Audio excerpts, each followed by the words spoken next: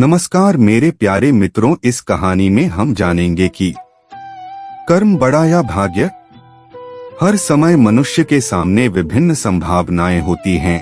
हर समय हम चुनते जाते हैं। जैसा हम चुनते हैं वैसा हमारा कर्म बनाता जाता है और उससे हमारे भविष्य का निर्माण होता है। इसके बारे में दो पक्ष हैं। कुछ लोग मानते हैं कि हम स्वयं अपने भाग्य के विधाता हैं और कुछ लोग ऐसा मानते हैं कि जीव के हाथ में कुछ नहीं होता, विधाता उसका भाग्य लिखता है, उसके अनुसार उसका जीवन व्यतीत होता है। इस प्रकार दो विचारधाराएं बन गई, एक तो भाग्यवादी और एक पुरुषार्थवादी। भाग्यवादी के अनुसार जीव भाग्य से बंधा है, उसे किसी प्रकार का स्वतंत्र कर्म करने का अधिकार ही नहीं है। पुरुषार्थवादी इस सिद्धांत को नहीं मानते। उनके अनुसार इस प्रकार तो जीव आलसी हो जाएगा, कोई कर्म करेगा ही नहीं, भाग्य के भरोसे बैठे रहेगा। ये विवाद संसार में सर्वत्र चलता है।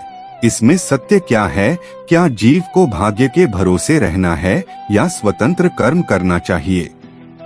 इसे भली प्रकार से समझने के लिए ये समझना आवश्यक है कि भाग्य होता क्या है।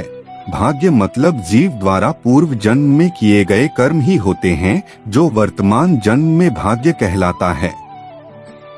यदि भाग्यवादी की माने तो जीव भाग्य से बंधा है और कर्म करने का अधिकार भी नहीं है। ऐसा तो हर जन्म में होगा। तो कौन से जन्म में हमने कर्म किया, वही इस जन्म में हमारा भाग्य बना। भाग्य तो कर्म करने से ही बनता है। किसी न किसी जन्म में पुरुषार्थ तो किया है, यह सिद्ध हो गया, और किसी जन्म में पुरुषार्थ किया तो इस जन्म में क्यों नहीं कर सकते। इसलिए शास्त्र कहते हैं कि ये भाग्य भाग्य का नारा लगाकर आलसी मत बनो। 84 लाख योनियों में मानव शरीर ही एकमात्र शरीर है जिसमें पुरुषार्थ कर सकते हैं। स्वतंत्र कर्म करने का अधिकार प्राप्त है। फिर तो जैसा भाग्य बनाना चाहे मनुष्य बना ले। पुण्य करेगा स्वर्ग जाएगा, पाप करेगा नरक जाएगा, और पाप पुण्य मिश्रित करेगा तो मृत्यु लोक में आना पड़ेगा। ये स्वतंत्रता भगवान ने हम सबको दी है, अर्थात हमको कर्म प्रधान बना दिया। ऐसे मानव शरीर को पाकर भाग्य का नारा लगाकर बैठ जाए, इससे बड़ा दुर्भाग्य नहीं हो सकता है। अनंत जन्मों में हमने जो कर्म किए हैं उनको संचित कर्म कहते हैं, जो हर मनुष्य के साथ पहाड़ के समान जुड़े हुए हैं।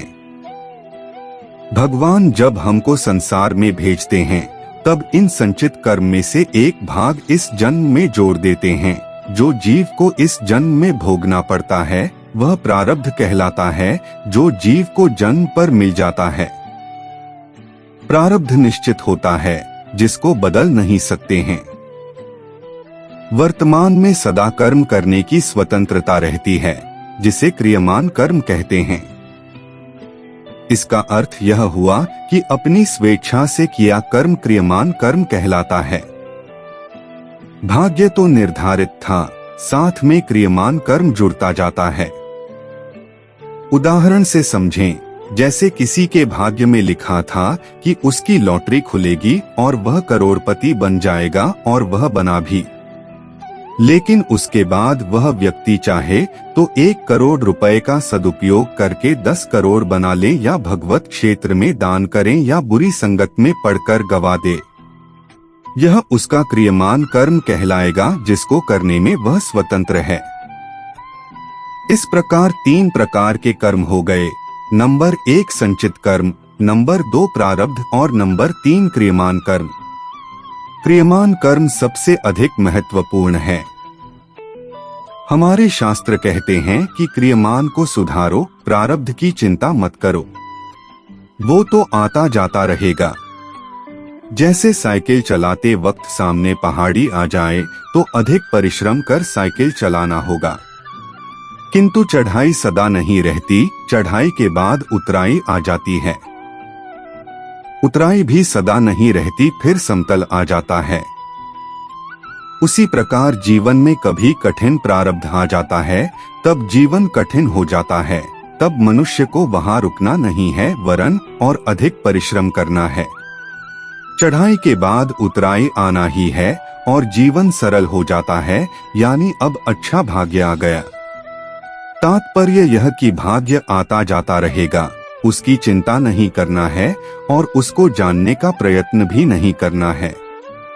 यदि जाना कि भाग्य बढ़िया है तो आलसी हो गए, यदि जाना कि भाग्य खराब है तो चिंता लग जाएगी। तो हमने यह समझा कि किसी व्यक्ति का भाग्य उसके पूर्व जन्म के कर्मों के आधार पर निश्चित होता है। व्यक्ति अपने कर्मों से अपना भाग्य बदल सकता है। कर्म करने से ही भाग्य का रास्ता खुलता है। अपने भाग्य का विधाता मनुष्य स्वयं है। बच्चा जब गर्भ में होता है तब से ही उसकी आयु, धन, विद्या और मृत्यु निश्चित हो जाती है। मनुष्य प्रारब्ध स्वीकार कर अच्छे कर्मों द्वारा अपना भाग्य बना सकता है। तो मित्रों, ये जानकारी कैसी लगी आप कमेंट में जरूर बताएं और चैनल पर नए हैं तो सब्सक्राइब अवश्य कर ले। धन्यवाद।